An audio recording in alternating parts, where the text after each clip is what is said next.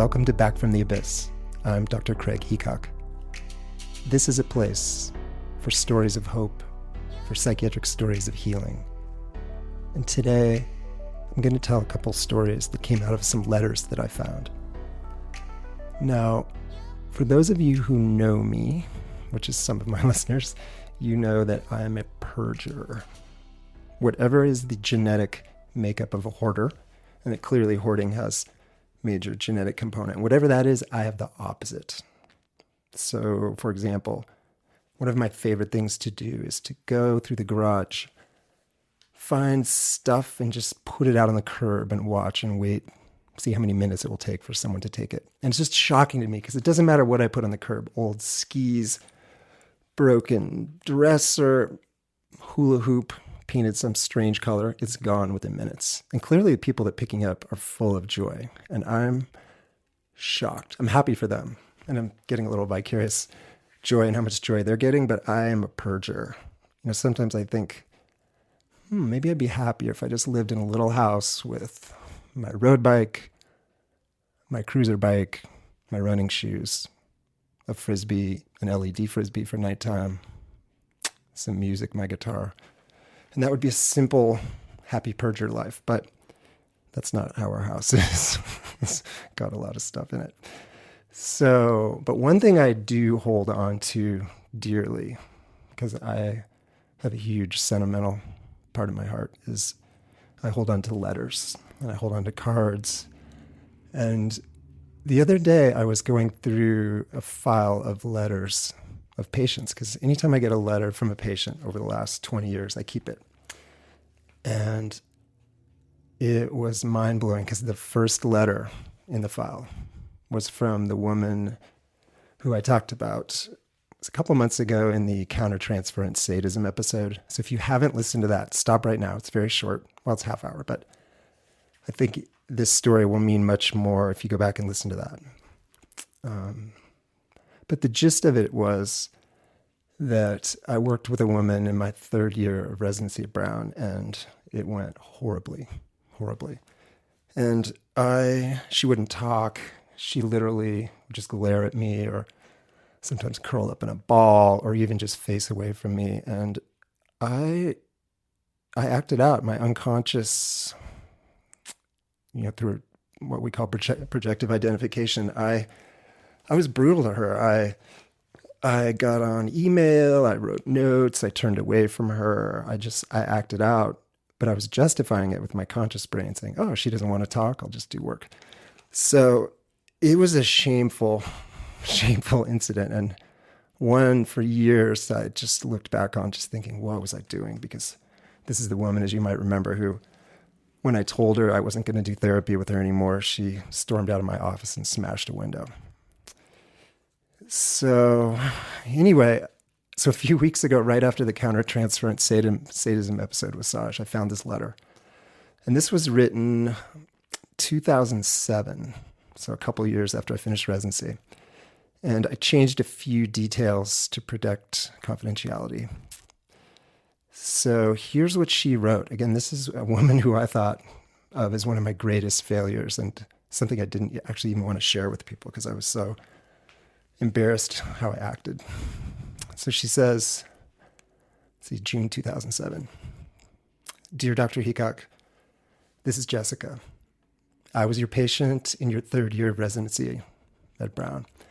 And there are two reasons why I'm writing you this letter.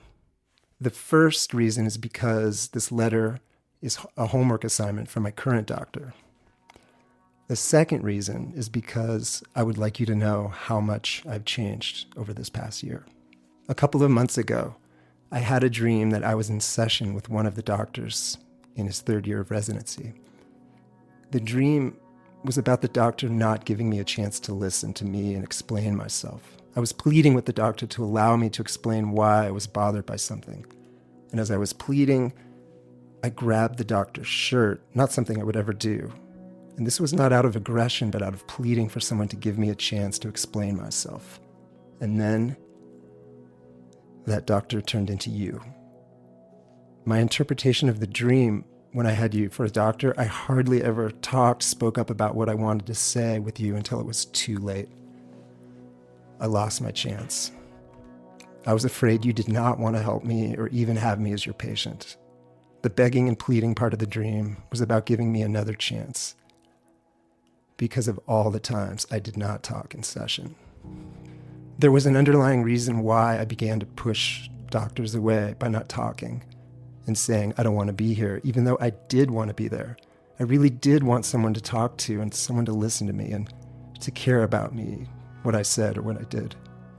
I felt for years no one actually wanted to listen to me because I'm so pathetic that the only person that would help me or listen to me was a psychiatrist.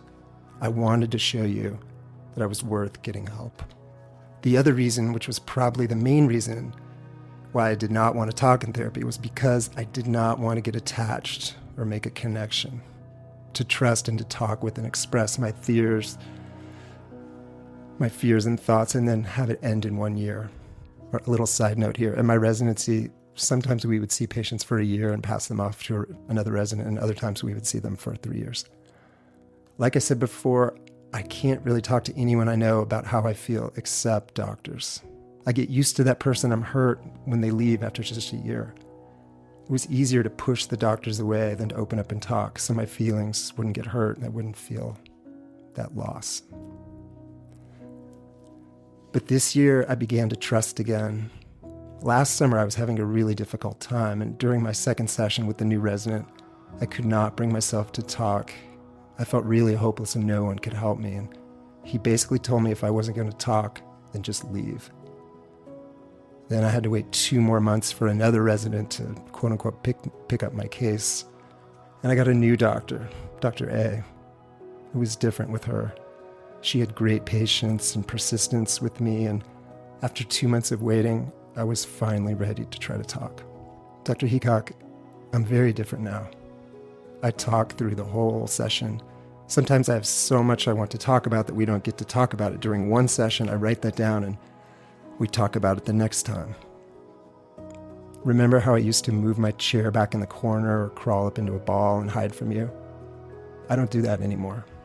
I sit up straight. I don't even really slouch in my chair anymore. I sometimes lean forward to listen, and while I talk and listen, and I talk throughout the whole session. And then she concludes. She says, I've come a long way, Dr. Heacock, and my current doctor says you'd be proud of what I've accomplished. Do you remember during my last session with you, you asked me, how did you say goodbye with your previous resident doctor? And I said, well, it depends on the person. And then you shook my hand. I wanted then to ask you if I could have a hug goodbye, but I was afraid you would say no. It's so sad right here because I'm such a hugger. I would have definitely given her a hug. And then she says, I'm glad I had you for a doctor. I learned from you. I wanted you to know that. I want you to know why I didn't talk in therapy. After a year with me in therapy, you probably didn't want me for a patient again. That's true. But I would see her now. And I've learned a lot since then. Hypothetically, I think you would want to have me as your patient now, the way I am. I've always looked up to you and wanted to please you by talking in therapy. I just wanted you to know this. Wow. I hadn't read this letter in years, probably since I was 7, and it was just so, first of all, strangely ironic to find it just a few weeks after I had told her story on this podcast. And I guess there's so much to learn in this. I was obviously reminded of the acting out and the projective identification. And I also remembered that I had no knowledge, ability to recognize kind of the shut down, dissociative freeze state of trauma back then. I mistook her shutdown for oppositionality. I thought she was being feisty. I thought she was trying to piss me off. I thought she was being a bad customer. I had no understanding then that, and I knew she had childhood abuse. I knew she had trauma, but she wouldn't go there. But now I look at it in such a different lens and I see she was so traumatized. And I was witnessing her protective response. She had been in sort of a dissociative shutdown freeze for so long as a protective mechanism. And, I had no idea what I was confronting. But I think what's also so interesting to read this letter is to think that even though it feels like one of my biggest failures, she's so sweet. And she wanted to reach out to me and thank me and apologize. I felt like all these years, I felt like I should have apologized to her for being such a crappy doctor. But she had such compassion for me and for what we were trying to do. And wow, that letter, it was 13 years ago when I got that letter, and it just made me so moved and happy to hear it. And it also reminded me that, in therapy and in life, we're all experiencing it through our own unique lenses and templates. And I thought I knew how she was experiencing us. I had no idea. And I guess it's a good reminder that, in a lot of ways, we never really know how people around us are experiencing us. We can only guess or ask them. So if any of you out there are maybe thinking about an old therapist or teacher or doctor, or write them. Tell them how it was for you.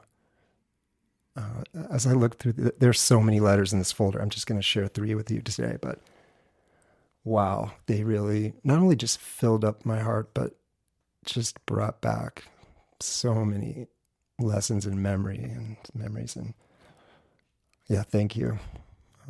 Thank you, all of you.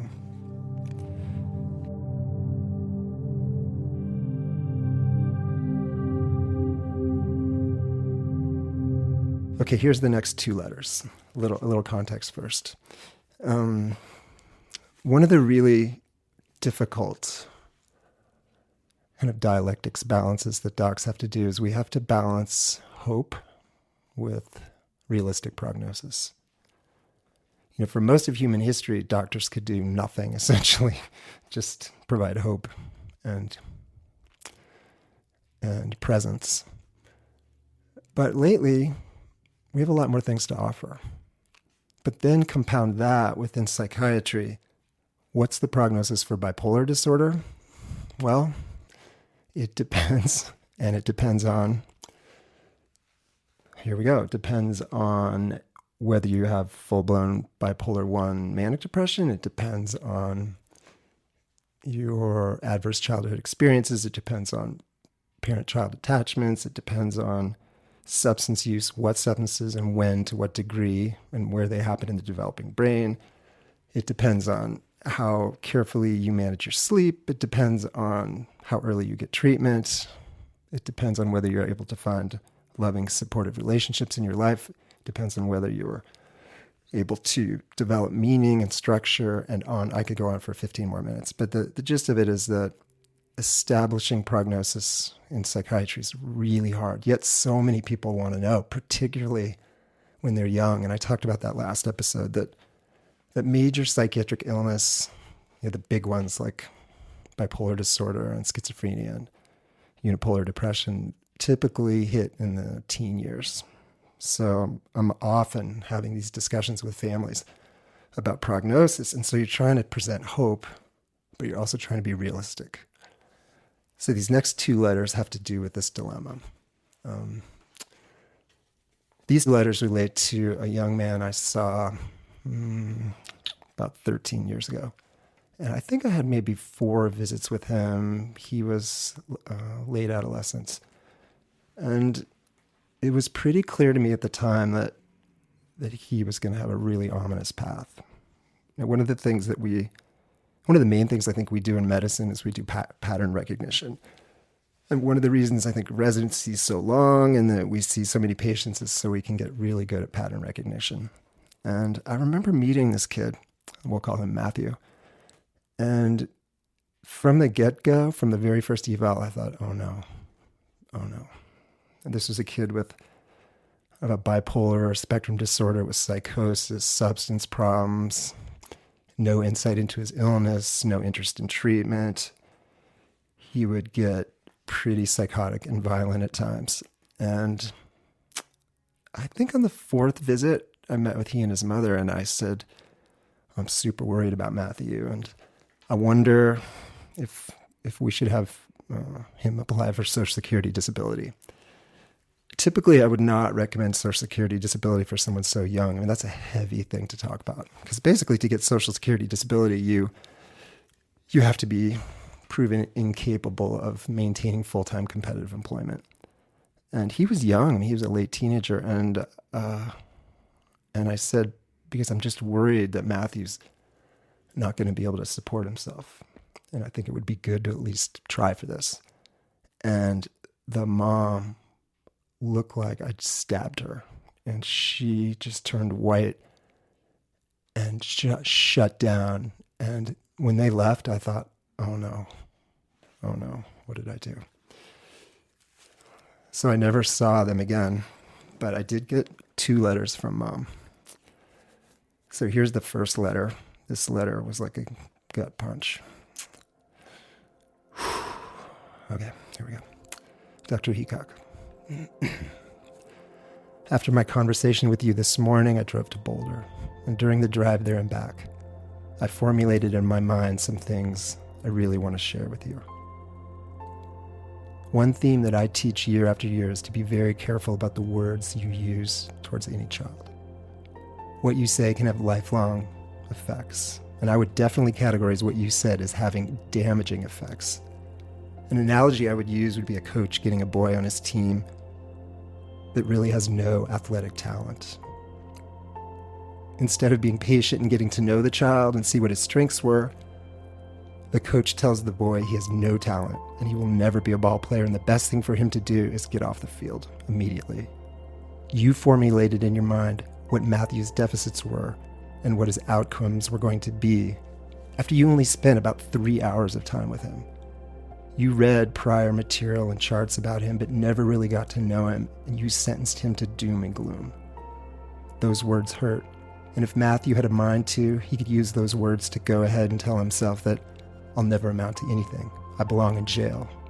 I'll never benefit society. You gave him absolutely no hope. I realize that you work in an environment that is depressing at times, and you see a lot of cases that have bad outcomes. I wonder if you've become so cynical that you have a hard time having an I can, we can attitude. I can understand why you said what you said, but it still hurts tremendously. I just hope that you will see this as a way to do a self-check, so no other child has to hear you say words like this. I pray that one day I can call you and tell you that you were so wrong about Matthew. Not for the effect of throwing it in your face, but because that would mean Matthew had overcome his disabilities. I have faith that he will. His teachers believe in him. His extended friends and family have faith in him. All he needs is someone that believes in him, and because they do believe, they will be successful in helping him. I'm sorry that I'm preaching to you, and I hope that this is not a letter I will regret sending years from now. I'm just a mom that loves my son very much, and I don't think you should expect anything less from me. Thank you for taking the time to read this. Oh, I remember getting that letter. I thought I was going to throw up. Yeah. I kept it on top of my desk for weeks, and I read it over and over and over. And I even showed it to one of my colleagues, and I said, this is making me so sad. I don't think I can practice anymore. She said, throw it away. She said, it's bullshit. Throw it away. I said, maybe it's not bullshit. Maybe I really blew it. She said, you're a great doc. It's bullshit. Throw it away. But I kept it, and I'm really glad I did. And then a few years later, I got this letter. And this was a really hard letter to read as well. April 2013, Dear Dr. Heacock, it's been a while since I've updated you about Matthew, and I thought it was important to let you know what has been going on with him. In the past, I reported the good about him, and today, I want to tell you that your prediction for him did come through. Matthew's now on full disability, and he's really struggling. After high school graduation, for a while he worked as a bagger in a grocery store, but he started to experience paranoia, depression, severe anxiety. We sought treatment through many various means, but he never showed signs of improvement. Eventually, he was hospitalized many times with 4 suicide attempts. His last attempt kept him in the hospital for months. He cut his wrist so deeply that it penetrated into the bone. We've had support from so many areas, and eventually I just let him go and stopped trying to get him help. After several other medical personnel advised us to get him on disability, we started the process, thinking it would take several years, but he was given full Social Security disability after just a 3-month review. His allowance is not much, but it pays his rent and leaves a minimal amount for food. We supplement a small amount for him each month as well. He's been on so many different medications, but he finally decided to stop all of them and got a medical marijuana license. He seems to be somewhat functioning. He isolates in his room and occasionally gets out with some friends. And last year, after watching him struggle so much with his depression, I mentally told myself that if he did eventually kill himself, I'd be okay with it because it would mean that he was not suffering anymore. It was the words of my cousin that finally led me to a place to let him go. He said that I needed to let Matthew be on his own journey and stop trying to keep him from his path. I'm mainly writing this letter because I know I gave you such a hard time about giving up on Matthew. I think it is definitely fair to say you had tremendous insight and I was not ready to hear what you had to say. I will always be sad for what has happened to my son, but I know that I did everything I could and my life has to go on. So I just want to apologize and ask forgiveness in my hoodier than thou attitude I showed towards you and wish you only the best in your continued practice. If you ever have another mother that gets upset with you, please feel free to give them my information, and I will be glad to speak with them and tell them about my experience. Take care. Oh, wow. I did not want to be right. You know, I read that, I remember getting that letter and feeling like, oh, it's really sweet that she wrote me. But I didn't want to be right. I mean, I'm doing this podcast because I want to put hope out there. I want people to know that people do get better and treatment can work and therapy works and human connection works. And this was a case where, yeah, I was right. And I wish I hadn't been right. But again, if you're listening to this, Matthew's mother, thanks for that letter. Yeah, I keep it in my pile here with all my other letters. And yeah, it was very sweet and humbling, and yeah, it did really help because yeah, the first letter was a deep wound for a long time, and yeah, I've just replayed that session in my mind so many times. Did I take away hope? I never want to take away hope. I mean, this is about hope. This podcast is about hope. So, on that note. Just want to thank you all for listening. And as you know, this is my passion project. This is a nonprofit deal. But if you want to pay us, the way you can pay us, you can write us emails. I get some of the sweetest, most profound, vulnerable, moving emails. And I try to respond to them all personally. And so for all of those folks who've written to me, I read them all and save them all. So if there's anything you want to share, comments about the show or questions or suggestions, I'd love to hear it. And also, we love to read your comments on iTunes. Those are really meaningful. And as you may remember, the only one I've read aloud is the one by Spoon Dippity, who didn't like the marijuana episode. So, but I think, again, for the regular listeners of this, you know that I've changed some of my views on at least using THC for somatic trauma work. So, and again, the final thing you can do to support us, not financially, but just to spread the hope, is pass on this episode or other episodes you like to your friends and family or coworkers. And I'll be back in a couple of weeks. Thanks for listening.